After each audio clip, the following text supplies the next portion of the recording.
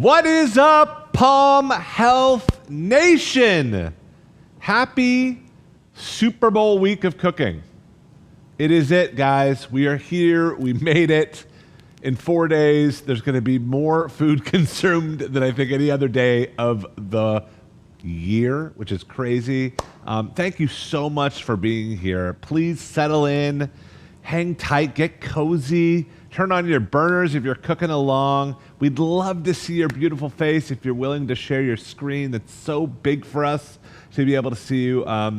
First and foremost, whether this is your 4th class with Palm Health or if this is your 1st class, we're so excited you're here.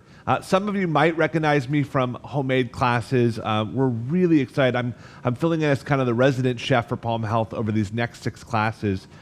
This is a series of classes that we've been putting on. Again, this is the 4th class. We've done some epic meals from shakshuka to a really beautiful bolognese with lentils. Our goal is, Palm Health represents everything around the joy of cooking and how that meets clinical care. We want to bring those two things together. We always say that a huge part of what's hurting our healthcare system, hurting us as individuals, is what we eat. But that's the very core of what could save us and what can help us. And so that is what these classes are dedicated to. They're dedicated to you guys at home, empowering you in the kitchen, not only to love cooking, but to love your bodies, feel great. So yes, you'll be hearing a lot from me. I'm Joel, like I said, but we also have a couple of amazing people just to enrich this class. We do have a doctor. Her name is Dr. Hellerstein. She is incredible. She's going to join a little bit later on. But first, I want to introduce our registered dietitian. She is so bubbly, so fun.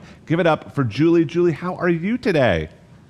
Hello. Excited to be here today. Thanksgiving's my favorite holiday, so I can't wait to chat Thanksgiving with you guys. I would think as a registered I was going to say, as a registered dietitian, I would think Thanksgiving's got to be up there as a big day for you. Well, also I'm a foodie, so all the food, come on. And the one thing I want to share before we start class today, I am not the food police. We're going to talk about how to fit everything into your healthy meal and really how to make it enjoyable. Yes, I love that. We also have one of the co-founders, and typically she's running the chat. Today we're going to hear from her a little bit more just because of the week, and we're trying some new stuff. Give it up for Misha. Hey, Misha. Hi, hey, Joel. Hi, everyone. It's really nice to see you all joining class today. This is my favorite holiday, as I'm sure it is for a lot of others. So we're excited to just dive into this recipe and just a lot of tips and tricks for the upcoming week. So a couple things I wanted to share. Today's class is going to have an Ask Me Anything type vibe to it. So I'll be in the chat. I'll be moderating questions. Send them in there, and then we'll throw them out to Chef Joel and our amazing Julie and Dr. Hellerstein. So that's the first one. And then the second quick thing I wanted to share is that we've heard you all, a lot of folks have asked for help outside of class, and help can be, how do I make a decision at the grocery store? What do I make as inspiration? Is this a healthy plate? And so we are going to pilot something. It's going to be kind of a Ask Palm Anything. There'll be a text line, and you can text us through this weekend. So I'll put more details of that in the chat, but wanted to let you all know that it's all about asking Palm questions today and through the weekend. I love it. And also, even if you don't have a question, you just want to share with us at Palm Health what you're cooking, we would love that too. We just want to hear from you guys. So let's just hang together. It's such a great time. And so not surprised, Misha, that your favorite holiday is also Thanksgiving. And you guys would be shocked to know that is my favorite holiday. I think if you like food, Thanksgiving's kind of it. And we also know that the holidays can be really intimidating, especially for someone, I'll just be really honest about me, who, I'm struggling with, my weight and kind of how I approach food in the kitchen. These are big, pressure-ish days for me. It's everyone wants the rich, everyone wants the creamy. There's a lot of social stuff going on. So we just want to let you know we're always here for you guys. Yes, with the text line, but that's kind of the theme of today, is that you really don't have to settle. You can have the textures, you can have that incredible indulgent feeling that we all love, but really just be mindful of what you're putting in your body, and it's a win-win for everybody. You feel great no matter what, and you still get to enjoy and celebrate these big days. So today we're gonna make a totally vegan, I should say plant-based, same thing, mac and cheese. We know mac and cheese is probably one of the most high in fat, most beloved Thanksgiving side dishes out there. So we wanted to take it on ourselves here at Palm Health and see if we can't do a lightened up version. We're gonna do that with one of my all-time favorite salads. We're gonna do it with a shaved Brussels sprout salad. And I know if you don't love Brussels sprouts, you might be like, ugh, I'll log off for that part. No, no, no. This salad changes the game. It is unbelievable. There is a reason it is one of my favorites in the world. So let's get going.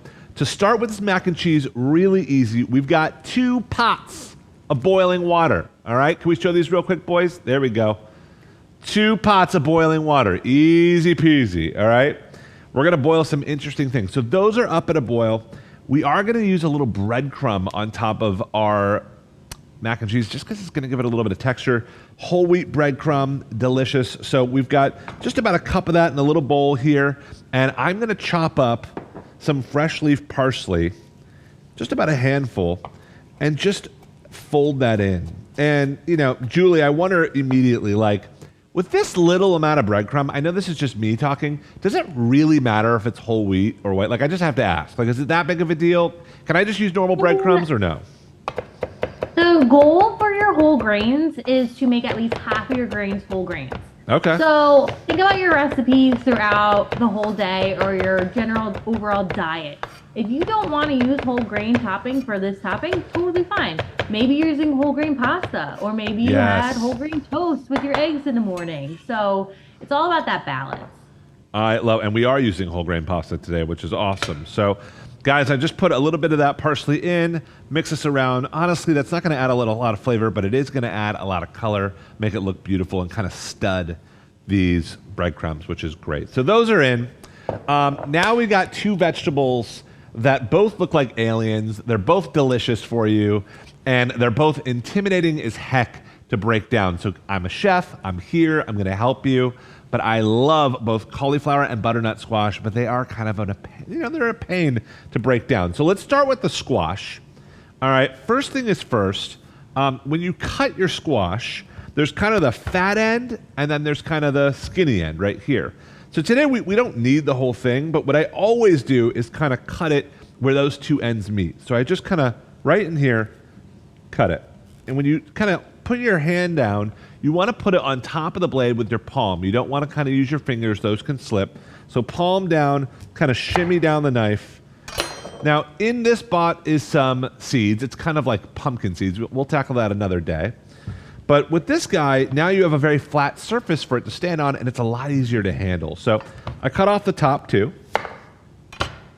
And then there's a couple options here. I like to just take a nice hefty chef knife and kind of shave down the sides. I find it easier, a little safer, but I have a lot of friends who prefer a peeler here, just a good wide peeler where you kind of take off bits like this. Now, because it's so thick, you have to peel a lot. Sometimes it gets stuck in the nubs and it can kind of get you. So I like the peeler. I feel like it has a little bit less waste. I also think it's a little bit of a higher chance to nick yourself. So I like a nice, healthy, big knife like this. So I'm going to chop this up.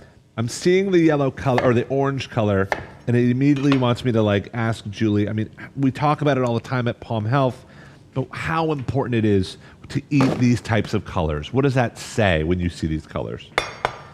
So all those different colors is contributing to different antioxidants and vitamins and minerals. So that's why you always hear the phrase, eat the rainbow, but we're not talking Skittles.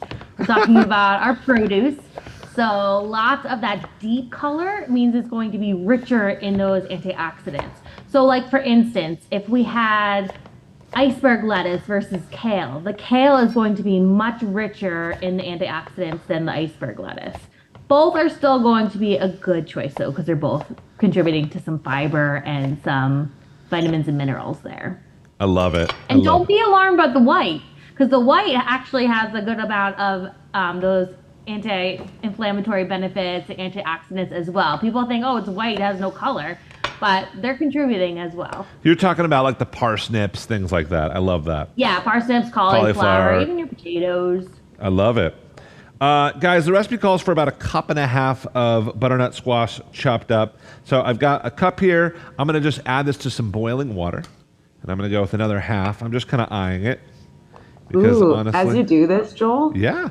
I want to ask a question, and we got a question that came in, which I think is a good one, which is around, is this like, how should we think about the calories of butternut squash or zucchini? Are they like, should we think about these from like how should we think about them from a carb standpoint, from a not? I think this is a little bit of a question for Julie, but Yeah. and then the other question I'll throw this in too is, what knife are you using for that squash skin? Well, I'll start with the knife. Always a chef knife, right? They're heavier. The chef knife is what you're going to use for about 90% of the jobs. We're about to use a paring knife just because it gets into the small little nooks and crannies, but this with a big heavy holster is really nice, and that helps give some weight to get through this. So with the cauliflower, I'm just going to cut it in half, and I'll trim it, but I want Julie to answer that question. Go for it, Julie. So in regards to squash, your winter squashes are going to be starchier than your summer squashes. Your summer squashes have a lot more water content to it. So it's kind of that mid-range. It's starchy, but it's not as starchy as a potato.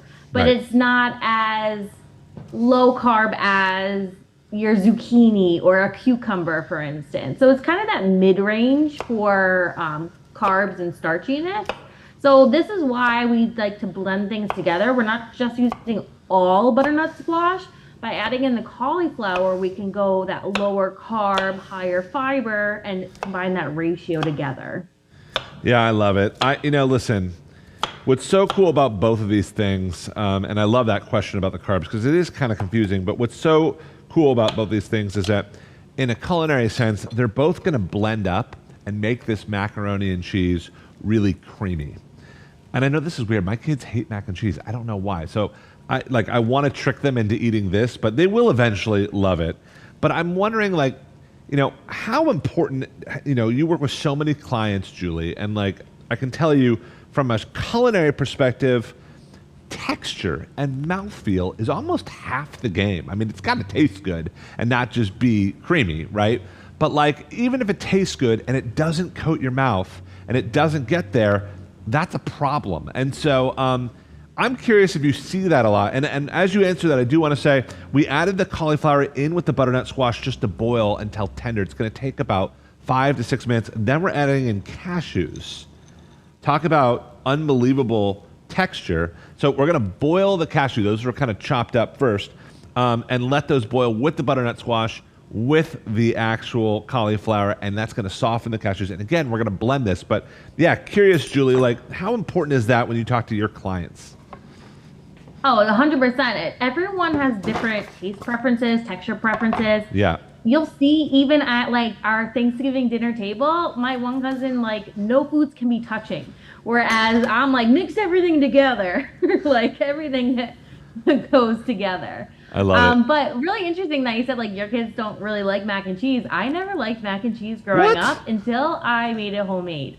Because you add those different textures. Yes. You can add that crunchy top. You can add in some more flavors into the creaminess, and maybe the pasta's a little bit more al dente. The box version is very one note.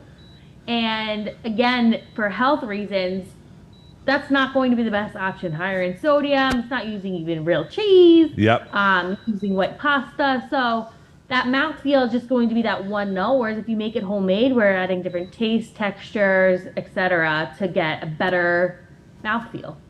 I know that. Yeah. Oh, go for it, Misha. Oh, I was gonna say, I know that this is one of the questions that came in, so I'll be able to touch on this later. But I love that we're talking about from the box versus homemade. And I know this has been a little bit of theme over the last couple of weeks. What do you do that's semi-homemade? How do you liven up something that comes out of a box? I know some folks have asked us questions around stuffing and how to kind of liven that up. So we'll get to that later on. But I really appreciate this whole conversation around how to replicate some of your favorites, but do so with a lot more plants involved.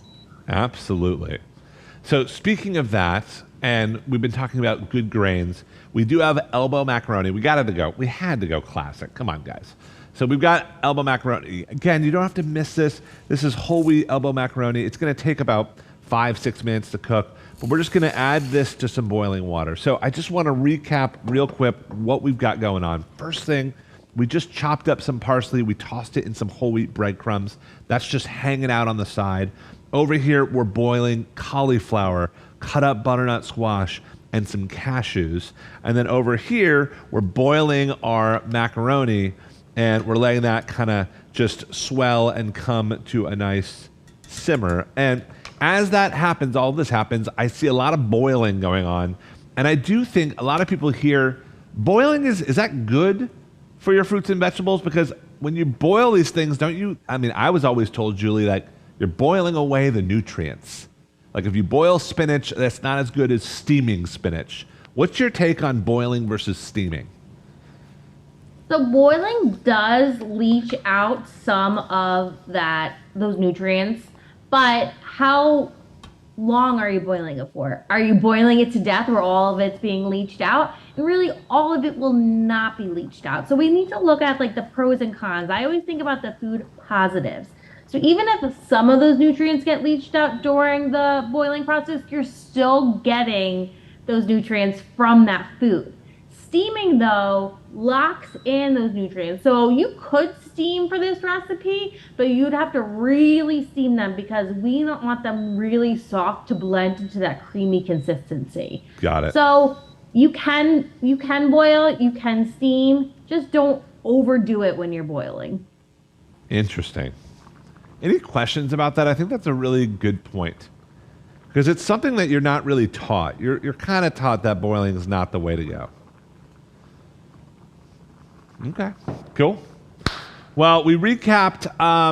We're going to do a nice little topper for this. And we got a lot of questions around Thanksgiving about how do you make your normal foods that you love, stuffing, mashed potatoes, gravy. How do you like give it a flavor boost without giving it necessarily a fat boost or a carb boost? And so one of the things that we love doing is frying herbs. And I think, frying is another thing that's it's a technique that's kind of misunderstood, kind of like the rest of these, where you think it's necessarily bad, but when you fry in a really low batch, it's not like it's deep fat frying. And so we've got a little bit of olive oil, about a quarter cup in a little saucepan or a little saute pan here. And I've got some really nice sage.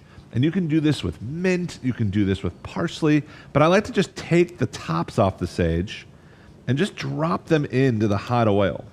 And they're gonna kind of bubble away and get really nice and crispy. And then you can use that crispy sage to kind of top things with. And you can even use a little bit of the oil left behind to fold into your foods. And, olive oil is great, healthy oil. So this is an example of a flavor booster. We're going to talk about that. We're going to talk about nutritional yeast.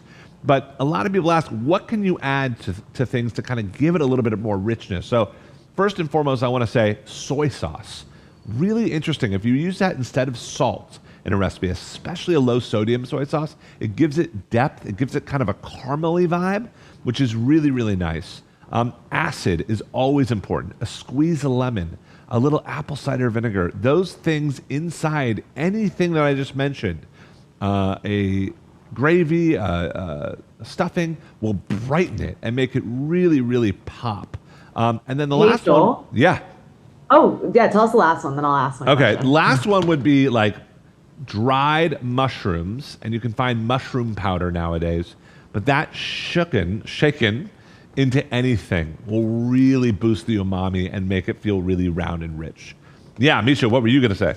Okay, so I was going to ask, let's say I've bought gravy from the store because I always mess up gravy every single year. I like to cook, but I always mess it up. So if I have gravy from the store, Yeah. and I dump it in a pot, Okay. what would you, of all the things that you just described, what should I add? How should I, what's suggestions on order of operations here? Should I do a little bit of soy sauce, a little bit of lemon, taste before, taste after? Yeah, these are like salt, right? Yeah. So these are seasonings. So the order of operations is these all get added in on the end. So Okay. you have gravy, taste your gravy as is. You're like, it's good. It could be really good. What will make it really good? Go grab a little soy sauce, start with about a tablespoon, mix that in and just taste it, right? And you'll be like, oh, that is a little bit richer. Or go give it a shake of mushroom powder. Oh my gosh, all of a sudden it's just have so much more depth. So it's kind of the seasoning moment that we kind of hit this with, or a squeeze of lemon at the very end. So that's a great question. That's when I would kind of adjust, if that makes sense. Good question, Misha. All right. So our sage is really crispy. It's looking beautiful. It's kind of infusing at the same time. At this point, I want to check our vegetables. And I want to just fish out a butternut squash and kind of just feel it with my knife. And you can see it just goes right through the knife. So this is tender at this point. And you can almost mash it, right? So what we're going to do, a very cool technique, and this is what really sets off this mac and cheese, you guys. This is what makes it creamy. And again, 0 cream, 0 cheese. So watch closely here. We're going to take, this is called a spider. I love these. They just really help get the vegetables out of the water. And we're just going to load up our blender. Now remember, we've got the cashews in there. We've got all of the gorgeous cauliflower, the color from the butternut squash. Everything at this point is soft. It's tender. And I'm just kind of fishing it all out. So the cashews are like our secret ingredient weapon here too. Yeah. Because when you do boil them, and raw cashews is what we're looking for in these types of recipes, because when they are blended, it has a really creamy, buttery texture to it. Amen to that. Guys, cashews is such a win. It's such a win. I'm going to just keep boiling this pasta just a little bit. Has anyone ever cooked with cashews before? Or like in a savory sauce? I'm curious. I want to know if anyone's ever tried that, because once you try it, it's one of those things where you're like, oh, yeah, I'm never going back. That's really good. I want people to put that in the chat. All right, so everything is in here. I want to make sure that you guys can see this really, really clearly. Hopefully everyone can. I'm going to put it on my board. So can we get a close-up of that? Beautiful. All right, now we're going to add in some flavor enhancers. So remember I mentioned a little bit of vinegar. So I've got some apple cider vinegar here with a little bit of Dijon mustard. Dijon mustard's another one that you can add at the very, very end. Very little calories. Gives it a sharpness, a tang. Really good. We've got some garlic powder. We've got some gorgeous onion powder. So this is mixed together. And then this is not in the recipe. Misha, I know you would approve, and Julie, hopefully, but we've got turmeric. We'll talk about turmeric, but I'm adding about a tablespoon. It's not in the recipe, but I really think it's going to add to the color and obviously the nutrient. This is the secret ingredient, and I want to take a minute to talk about this. If you've never used it before, I'm going to hold it up to the camera here. This is called nutritional yeast. Nutritional yeast. It's not the same yeast that you make bread with. Okay, I actually learned that the hard way. So don't be embarrassed to ask questions about it. Nutritional yeast, what is it, Julie, and why do you find it so, I don't know, I've seen it in so many recipes nowadays, but I'm just going to pour this whole thing in, but what is it? So nutritional yeast is a deactivated yeast. So like you said, you're not making bread with it. It doesn't have those rising agents in there. Right. But what it has is a very umami kind of Parmesan cheese kind of taste, and it is plant-based. So this is used a lot in vegan substitutions for cheese. Yep. And it gets it that Parmesan umami flavor that we're looking for, especially for a mac and cheese. Guys, it is, how do I say this? On top of popcorn, it is one of my favorite things in the world. It is so good. In a tomato soup, like this is another one. If there was one, we talked about soy sauce and mushroom powder. Go find nutritional yeast and add it to anything at the Thanksgiving table, and it will heighten it. Misha, do you have something to add there? Yeah, I heard Julie, you shared this with us just before class around what like the pet name of nutritional yeast. What do you mind sharing with us? Yeah. So the non-appealing way is someone told me it looks like fish food, but we're gonna rebrand this and we're gonna say this is vegan or vegetarian plant-based Cheeto dust. Yes. I love it. Cheeto dust. All day, I'll eat Cheeto dust. All right, so Cheeto dust is in, turmeric's in. We've got some low sodium vegetable or chicken stock. Look at the color already of this. It just kind of transforms. Lid on top, start slow, and also take the little knob out on top because you want steam to escape. Whenever you're blending something hot, you don't want to just slam on the lid. You can have an accident that way. So a little bit of steam, and then I put a towel on top. So again, steam can come out. And then you just give it a quick little blend. And look at this. Look at the color. Gonna whip that up. Woo!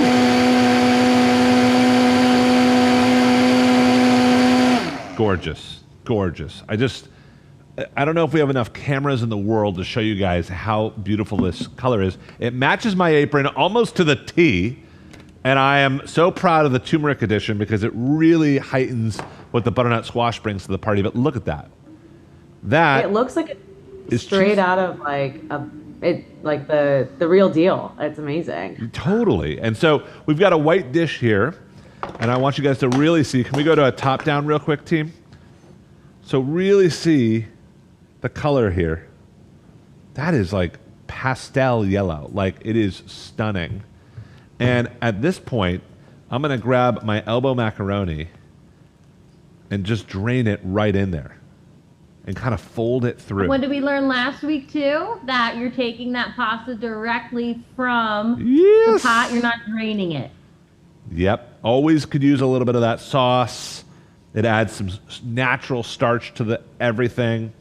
Absolutely. And by the way, use your favorite pasta here. You do not need to use the Elba Mac, but we're making macaroni and cheese. Let's play ball.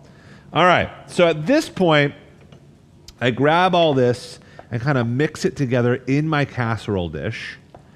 And I guarantee you at this point, there is not a single human in the world that would look at this and say that is not creamy mac and cheese with a ton of cheese, a ton of dairy, a ton of butter, cream. Look at this. That just looks like mac and cheese, and it is glorious, filled with vegetables. And now we're going to take these breadcrumbs studded with our parsley. Look at the color on that. And just from up top, kind of coat it. This already looks insane. Can we get to a top down here? Look at that. I'm going to show you what this looks like. I mean, what? You're I'm gonna go making down. us hungry. I mean, I'm making myself hungry. Amazing. So my oven is preheated at 350 degrees. I'm going to bake this. And I'm going to let this go for about 10 to 20 minutes. You just want a little toasty on that breadcrumb. You want the cheese to kind of, not the cheese, the cheese sauce, our dairy-free cheese sauce, to kind of soak into the macaroni. So I'm going to pop this in, and at the end, we'll top it with that fried sage. But any questions on our dairy-free mac and cheese? We have a couple questions actually. Yeah. So two technique questions for Yes. you. Yeah. One is frying sage leaves. How Yep. far in advance should we do it? How can you store them? Like, what's the shelf life of the fried sage leaves? That's such a good question. So you could do fried sage leaves up to about a week ahead of time. Now you wow. you can do them even farther than that, but the reality is they'll get a little soggy. So you can absolutely fry them way ahead of time.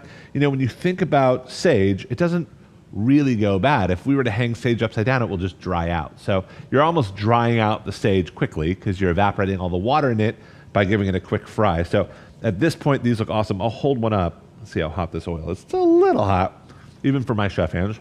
Let me grab a little tongue. But you can Does see. everyone know that term, chef hands? I'm sure we all have They'll chef learn hands. now. We're all cooking. But it really changes color. It's beautiful. Oh, nice. Yep.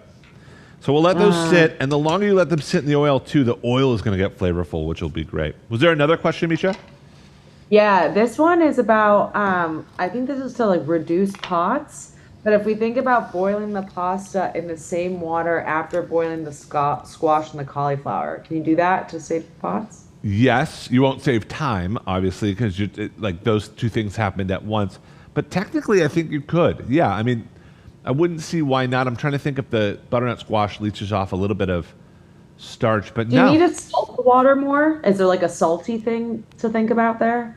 No, it's not a salty thing. It's more of like, is the butternut squash too starchy? But the answer is no. You could absolutely do that to save pots. And if you weren't blending it, obviously you could just do it all in one pot. So at the same time. But that's a great idea. And any idea to save dishes is a good idea. Always.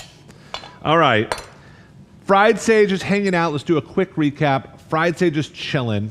We've got our mac and cheese baking 350 for about 10 to 20 minutes. We'll take that at the 10-minute mark. We wanted to show you a new type of salad. And, you know, I say this story a lot because it means so much to me, but out of cooking school, the very first station that I was put on in a restaurant was the salad station, and I was so sad. And the chef came over and he said, "Why are you so bummed out about being on the salad station?" I go, I want to cook. I just came out of cooking school. Put me in front of the fire. And he's like, "Listen, you're our first impression. You're our first impression. It's a very important role." And it's right. It's like, I think a lot of the times we all hate salad because it's kind of a throwaway dish. We just think, oh, we got to have a salad, And so you go get mixed greens, you put in some carrots and tomatoes, and it kind of sucks. And so, like, how can you make salads exciting? It doesn't mean you need to add a lot of ingredients, but we're talking texture today. We're talking a lot about texture. And I will say a salad is like a song.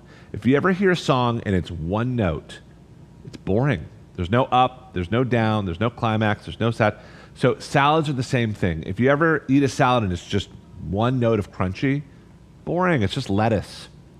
So giving it some body and giving it something really makes it exciting. So we're gonna make a shaved Brussels sprout salad. We're gonna do this with pecorino. And I don't know, like we talked a lot about, we got a lot of questions about what could you do instead of green beans, which let's talk about one of the most fattening things. It's like, why even have the green beans? You're dumping in cream of mushroom soup. It's like they just get lost. And so, Julie, I'll throw that back to you. Like, for people who don't want to do the green bean casserole thing, or even may want to lighten it up, we'll start with who don't want to do it. Good idea for side dish. That's a good green option. So you can stick with the green bean concept, but then don't do the casserole version. Or you can make the creamy version with cashews. Yeah. I have a recipe for that with mushrooms and cashews. But you can do like just sauteed green beans. You can do some Swiss chard, kale, saute that up. Cabbage doesn't get enough hype, but cabbage, if you cook it properly, can be so delicious. I love roasting it. Again, with that little bit of soy sauce, really adds in that little extra umami flavor. But the Brussels sprouts, and it doesn't have to be just boring Brussels sprouts. We're doing a Brussels salad here. My Thanksgiving table is going to have a maple mustard roasted Brussels sprout recipe on there. Yeah, I'm very excited. Christina over here just raised her hand. She was so excited over that. That sounds amazing. Well, this Brussels sprout salad is simple because it's raw. And you'd think, oh, that sounds not great. This is I'm telling you, top 5 favorite salads of all time. So we talked about this tool last time. It's called a mandolin. And talk about making salads not boring. This is one of the key tools to doing that. So it just shaves things very, very thin. So I like to take the Brussels sprout kind of at the root. I know it scares a lot of people to use this, but there is a root here that you never have to really cut. And you just kind of shave this down. And it kind of confettis out. Isn't that beautiful? And then when it gets low, you can always roast these. But really, we're just kind of after the top, about midway through a little bit farther. You get a lot. Also, I don't know if someone has like a food processor. My food processor has a shredding top. Yeah. Where I can just pull some through and it will give that same shredding effect. Totally. Yep, absolutely. So here's a bunch shredded ahead of time. Yeah, Misha. I think now that I'm looking at this, the thing that's cool about this dish is I think about what's on our Thanksgiving table. It's a lot of soft foods, going back to the idea of mouthfeel. We have stuffing, we have mashed potatoes, we have sweet potatoes. We're all really soft. And I think this crunchy Brussels sprout, I think is a nice balance with what else, other things going on. I so agree. And then we talked about kind of the song and making it exciting. We've got an apple here. You don't need a corn apple when you use a mandolin. You just shave it. The seeds will kind of come out. We're going to do a little bit of it. That's about right. About 1/4 cup is what the recipe calls for. So I have these little discs, and I just stack them up like playing cards and just chop them down. And you have this beautiful little match strings of apple just dancing in between our Brussels sprouts here. So those go in. And then we've got some walnuts, toasted walnuts. You just scatter those on your board and talk about texture, talk about so different. Now your mouth is just going to be confused in all the right ways. And I just use the back of a cup and just kind of crush those up. You can use hazelnuts, would be stunning here. Peanuts would be awesome. Pistachios would be great. But nice, good fat, right, Julie, just to get some good nuts in there as well. Yep, your walnuts have that unsaturated fat that we're looking for to incorporate more than our saturated fat. Absolutely. So to recap And on also this. think about, one more thing to add to yeah. the salad is think about, the day of Thanksgiving, too. There's not a lot of fruit versus, the veg. Veg might be coming up more, but now we have some apples in our salad. I mean, apple pie, yes, counts as fruit, but I'm not going to say that's the serving of fruit that we're looking for the day. The fact that you just said apple pie counts as fruit makes me love you so much. That was good. I would also say that this one's a good one. It feels like a good one to hand off to someone who might want help to help you in the kitchen, where it's, it could be a different area of the kitchen. I know growing up, my mom was always trying to hand stuff off to us to try and do. So maybe this is one that you could just have someone just completely, it's like a prep salad. Very little cooking involved, more just prepping. Absolutely agree. So just to recap, guys, we shaved a bunch of Brussels sprouts. We shaved some apples and then cut those down. That's what's on top here. And then we have some toasted walnuts, and we have that going on. So next up, we're going to make our own dressing. And if you caught our class last week, I went off on dressings because it's unbelievable when you store-buy dressings. Not only do they not taste as good, but they're loaded with so many stabilizers, words you can't pronounce, sugars and fats that you just don't even know are there. So to make your own salad dressing takes literally 2 ingredients. And last time we just shook them up in a little jar-like thing. But this, I'm going to show you just the typical bowl method. So I've got 2 lemons here instead of actual, like a vinegar, but you can, of course, use a vinegar. And I just take these lemons and I just squeeze them between my fingertips so I kind of catch the seeds. And this is the fastest, easiest dressing you can make on earth. And honestly, no one doesn't like it. It is, you can dress anything. Potatoes, pasta salad. This is a go-to lemon dressing. 2 ingredients. All right, I'm going to move this out of the way so you guys can really see what's happening. Sounds like, hey, Chef Joel, it sounds like lemons are the type of thing to just add to your grocery list because there's so much you can do with it. I think so. And it's one of those things that we talked about as flavor enhancers. Absolutely. It's one of my top favorite ingredients in the world. It might be my number 1. I've actually gone on a record on some interviews saying it is my favorite ingredient. So I've got some lemon juice in here, just kind of swirling it around. That's about 1/4 cup. And we talked last time what the ratio is from vinegar to, to oil. And the reality is it depends on what you're dressing. And if you're dressing just greens, like soft greens, I might go 2-to-1, 3-to-1, something like that. But when it's something kind of crunchy, like nuts and apples and a hearty green, like these Brussels sprouts, I might even just go 1-to-1. So I've got about 1/4 cup of lemon juice. I'm just going to not mix it so I can really see what's happening. And I want to do the exact same amount, as much as I can, of olive oil. Beautiful. Now I'm going to add some salt, a little bit of pepper. Whoop, olive oil down. And I'm just going to whisk that up. And at this point, you have the fastest, easiest lemon vinaigrette. You can always taste it from here. I'll do a little finger test. No one's eating this but me, so don't worry about that. And that's perfect. It's punchy. It's puckery. It kind of is, it's sour, but in the right way. So I don't want any more oil. That's just really well balanced. And then you just take all of these Brussels sprouts, all these nuts, everything, and you just get in there with your hands and you kind of scrunch this one. The last one we did, I was talking about being really light.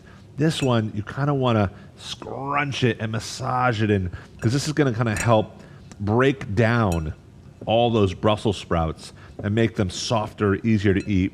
This type of salad you can make 2-3 hours ahead of time. Unlike other salads that you have to dress right before people sit down, and otherwise they get soggy. This one doesn't get soggy, so it's really nice for entertaining because you can just finish it and be done with it. Now there's one more ingredient that goes on top. This is absolutely optional, but we've got a little bit of pecorino cheese. This is a salty sheep's milk cheese. It's kind of like Parmesan. Parmesan would be amazing in here too, but just a little bit. When we talk about cheese here at Palm Health, it's less about all about the cheese and more about using cheese as kind of a seasoner, right? Like this is replacing salt in a lot of ways. So we're gonna mix in that cheese, and at this point I'll give it a taste, but this looks absolutely perfect. And there's something about keeping it simple, don't you think, Julie? Oh, totally. And I just saw a question in the chat about any thoughts on the bloating aspect of raw Brussels sprouts. So if you know that you're sensitive to raw, really fibrous Brussels sprouts, you could always gently steam them a little bit, let them cool, and then toss them into your salad. Because you're breaking down those fibers a little bit, so it's not going to be as hard on your digestive system to break down. What was that note again? Will you say it one more time? It's like if your stomach's like kind of sensitive to really raw Brussels sprouts, that you maybe have some sensitivity and bloating, you can gently steam your shredded Brussels sprouts just a little bit, just so it breaks down that fiber, so it's easier to digest. Yeah, but the raw versus cooked, the more you cook it, the easier it is going to be for your stomach to digest, like a raw apple versus applesauce. But isn't it by squeezing the lemon juice over the top of it and letting it kind of sit there and wilt? Isn't that actually doing that? That will break it down too, the acid. Yeah. Cool. Okay, awesome. So this will be really good. I am one of those people, guys. I have been diagnosed with IBD about 6 years ago. And yeah, raw cabbage, like coleslaws and stuff like that, not happening over here. So I love little tricks like this where you can kind of let it sit and it will get easier to digest. So salad is hanging out. It's relaxed. We've got our fried sage, which is gorgeous. And at this point, we're going to go fish out the mac and cheese. This is the time I'm going to pull it out. I want you guys to start thinking of questions because we're going to finish this off. We're going to do our normal Palm Health plate. We're going to talk about that. But then we want to open it up to you guys. It doesn't have to be about Thanksgiving. It can be about anything. But Thanksgiving's around the corner. So we'd love your Thanksgiving questions. But here you go. Let's just take a look at this mac. Oh my gosh. It smells unbelievable. Literally unbelievable. The one thing that we didn't mention as we were cooking the mac and cheese, this is completely plant-based and we're using whole foods. So there are those vegan cheeses out there, but again, when you have a packaged item, there could be more stabilizers, more sodium, emulsifiers. We use that nutritional yeast, the butternut squash, the cashews to make that creamy sauce. Yes. Yeah, I mean, can we go to a little top down or a close up of this real quick, guys? I mean, unbelievable. The color on this, just barely toasty, looks stunning. Can we get a little close up here? Beautiful. That's what you want. I mean, it looks like mac and cheese, like a nice mac and cheese casserole. So now I'm going to just take some of these crispy sage bits and just kind of over the top. This is fancy schmancy. We know this is not going to happen on a Tuesday night for you guys. But if you're doing something like Thanksgiving and you have the time to do this, it's just an easy flavor enhancer. And then you can just grab a little bit of a spoonful of this and just take a little bit of that oil, that sage oil, and just right over the top. Not too much, just enough. And this is everything. So guys, this is the point in all of our Palm Health classes when we talk about plating, because no matter how healthy you make your food, if your plate's imbalanced, it's not really going to get there for you. And is Dr. Hellerstein on or not yet? She make it? She is here. Yes. Hi, doctor. How are you? Good to see you. Oh, I can't hear you. Are you on mute? Okay. Yeah. No, I wasn't able to unmute myself, but now I'm here. Now you can. Good to see you. So Yeah, Dr. Hellerstein is always our plating. Good. Oh, thank you. You came just in time. You're like my wife. Hey, I'm ready for dinner. exactly. She's not there for any of the prep stuff, but then she comes ready for dinner. So, Dr. Hellerstein, if you don't mind, I know a lot of people who've come to class before. Can you talk about what we at Palm Health really consider a healthy plate? Right, so we're talking about the plant-forward approach where we really want to make it so we get this visual of half of our plate being vegetables and or Yes. fruits, having a lean protein that's about the size of the palm of your hand, Yep. and some whole grain that, is about a quarter of the plate. Here in the mac and cheese, we got a lot of vegetables in there. We have protein in there. So it might look a little bit different because we have it sort of mixed up as one, but yeah, that's what we want to do. And then we want to use those healthy fats, so those plant-based fats like the olive oil. Here you have your olive oil with sage flavoring, and then water is always the best thing for drinking too. So I love getting it. your 6 cups in a day. I love it. So this is where I always play, and she tells me if I did okay or not. But so I'm going to Okay. go with a nice bit of the mac and cheese right here, and you can see it's You holding can make together. that little more than half because it's really got a lot. It's got protein in it with the yeast. Twist my it's got arm. Veggies in it. It's- Twist my arm. Beautiful. Yeah. And then I go in with this gorgeous Brussels sprout salad. So I'm kind of going 50-50 here. And that to me represents a Yeah, that gorgeous. looks awesome. That looks about right You got to a you? lot of fiber in there. I mean, Oh, amazing. I know. I would eat that all day. I'll hold that up tight for everyone to see here. But gorgeous, just baked mac and cheese, stunning, crunchy apple Brussels sprout salad, a little bit of fried sage. I mean, this is not going to be bad. I'll tell you that right now. All right, I'm going to Now, taste if it. you had your mac and cheese that out of the box, that Yeah. we all have to have every once in a while, your blood sugar would, go up and down with the simple carbs with a lot of milk and cheese. But this look at the fiber you got in there, the Brussels sprouts. Your blood sugar is going to go up a little bit as it always does after you eat, but it's going to be sustained and it's not going to peak as high. And, anyone dealing with pre-diabetes or diabetes, that's super important, not just what you eat, but not just the number of calories, but the quality of them. So these calories are high quality calories. And they are high quality flavors. I can tell you Yeah. that right now. I just tasted it. It's nutty. It's creamy. It has zero, like the mouthfeel is perfect to what you want out of a mac and cheese. Can we get a really close up of just the mac here on my fork? I mean, that's what mac and cheese looks like. That's what you want it to look like. It's everything but the cheese pull, and that's okay. That's worth it to me to have a nice heaping helping of this and not feel I weighed think when down. you have family members who are a little skeptical about these new flavors, sometimes, have them taste it before you tell them exactly what's in it. That's been my experience. Oh, that's good. And then once they like the flavor, they're like, wow, okay, I'm open to this concept. I do that with my kids. But we all do the same thing. So, you guys, as my mouth is full, this is where we want to dedicate a little bit of time to you. Do not feel on the spot. A lot of you guys submitted things earlier that Misha can kind of call out. So there's a couple things. One, raise your hand. We'll call on you. You can talk to me in real time, talk to Julie, talk to Dr. Hellerstein, talk to Misha. 2, submit it in chat. Misha will call it out. And 3, Misha will go to kind of the archive and let us know what you guys submitted before class. So Misha, I'll let you take it away from here. We actually have a great first question that came in from Bev. So mashed potatoes, favorite comfort food. It's a Thanksgiving staple, but it's starchy, right? It's a lot of potato. How can we make it healthier with something other than chicken stock?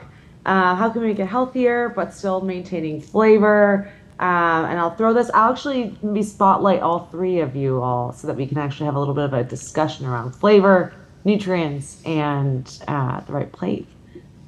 All right. Dr. Hellerstein, you start.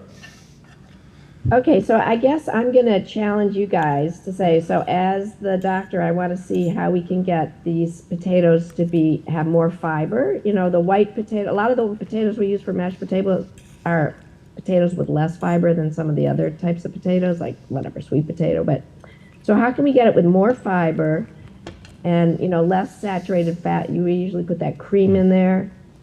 And so those would be the first 2 things. How would you do that from a culinary point of view? I love that. So I would actually take out half the potatoes. We talked about the blend trend, and I would go with parsnips, or I would go with celery root. Rutabaga is another one that I really love. So peel those back, boil them with your potatoes, and then mash those up. Even the cauliflower would be killer in there.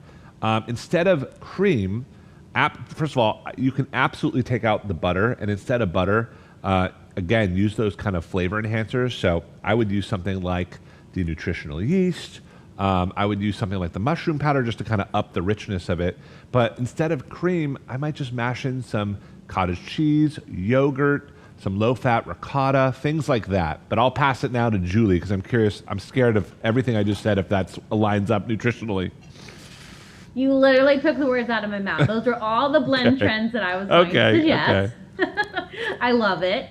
But also, too, just think about your portion size. Like, if you want to make your mashed potatoes the traditional way, it's one meal.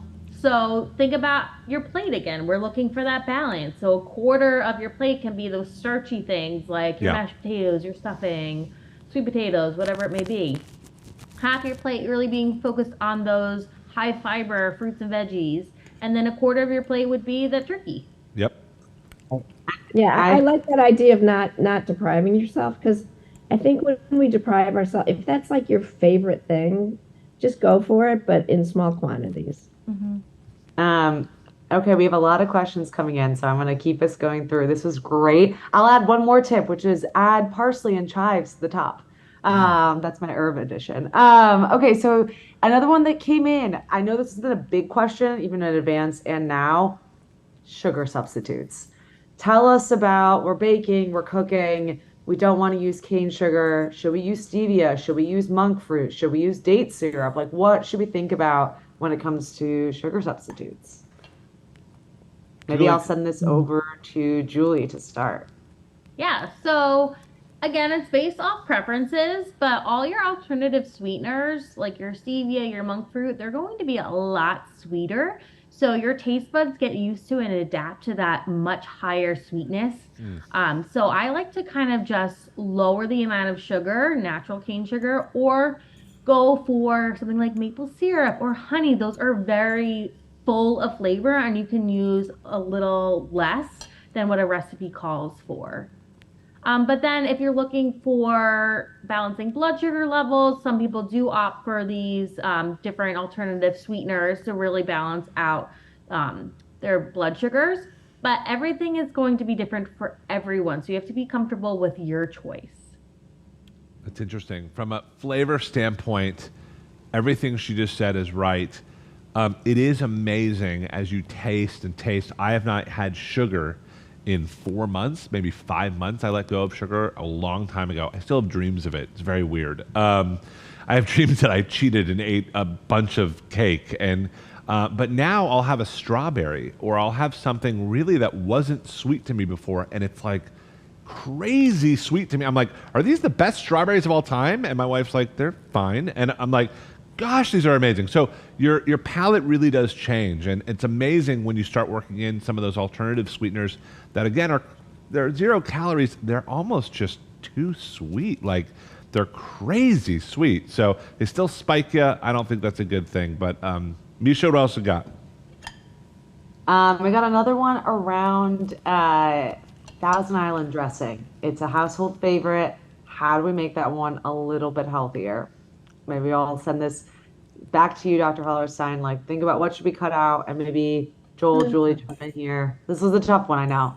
Well, I mean, Thousand Island, I don't have the exact recipe on the top of my head, but, a lot of times instead of the mayo or cream type things, using Greek yogurt can be amazing, and you can mix it. So it's giving you that creaminess, and you get the flavor. Sometimes you cut it a little bit with some mayo. What would you say, Joel? That's probably the main ingredient. That's the main ingredient. So there's nothing really to add there. So the big thing is I like strained yogurts. They're thicker, and they give you that mouthfeel that we're talking about. So going and just getting an everyday yogurt, it might be a little watery. And what you can always do is always blend it. Again, go with a little bit of mayo so it adds body, just like a tablespoon, but then go with the rest with the Greek yogurt, like Dr. Hellerstein was saying, and you'll get that really good mouthfeel. Good question. There was another suggestion around hummus, which I thought was a good Oh, one as well. yeah.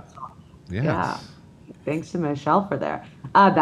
So one question that come in advance, which I know is just a general question a lot of folks ask when it comes to thinking about what to pay attention to.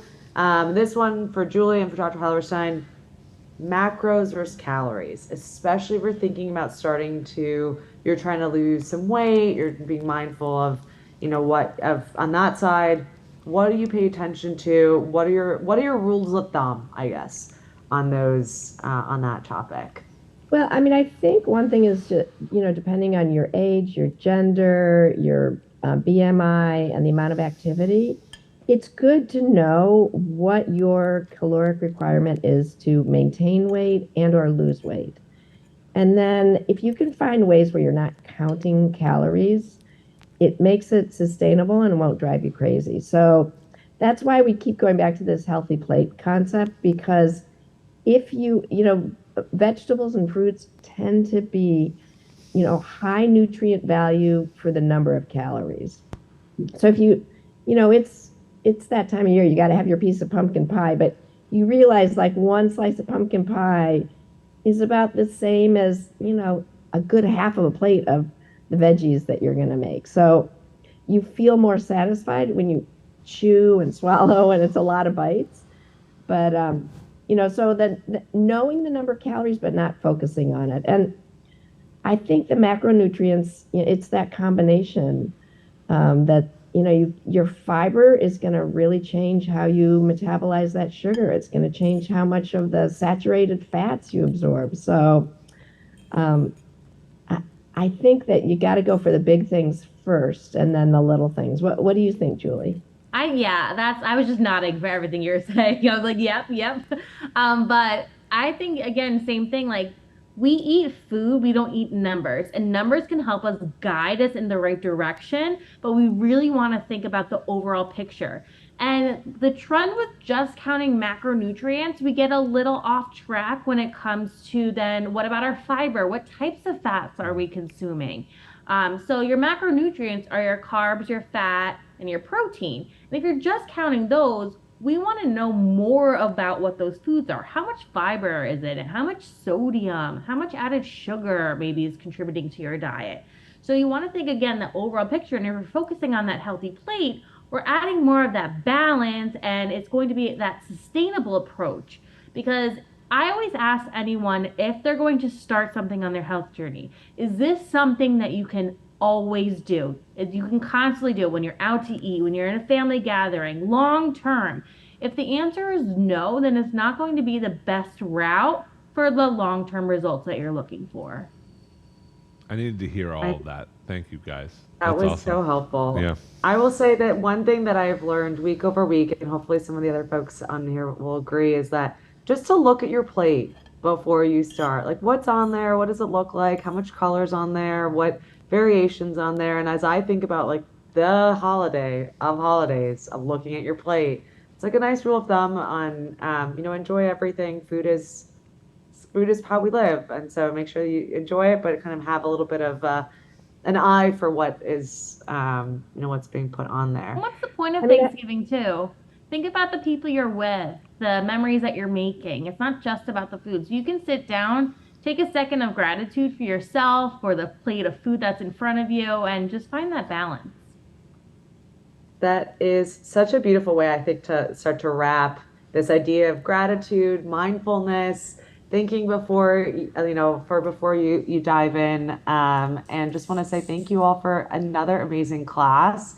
For those, I'm going to throw the phone number in the chat for anyone who wants to send us questions on the Palm line. Text us over this weekend. We'll email it to you. You all can, we'll be here to answer any questions that you might have. Yeah, thanks, Misha. And I just, again, from all of us here at Palm Health, we're so grateful for you guys. This has been an amazing kind of pilot series. We're continuing to march forward. So we'll see you next week on Wednesday. But what we do ask from you guys is we ask for feedback. So we'll be sending you a survey. Please fill it out. The more you let us know, the more we can improve this. And we're also asking for you guys to spread the word. You know, especially now, you're going to have a lot of family in town, probably people that you haven't seen in a long time, and probably people that can really use something like this. You know, we're trying to find a space where food that's so nourishing, that's so good for you, can also be really, really exciting. And so please spread the word, fill out the survey, and more than anything, come back and see us next Wednesday. We're so excited to see you. Thank you so much. Enjoy time by yourself, with loved ones. Doesn't matter to us. As long as there's a good, healthy plate in front of you, we're thrilled. So take care. Happy Thanksgiving, and we'll see you next time. Bye-bye, everybody.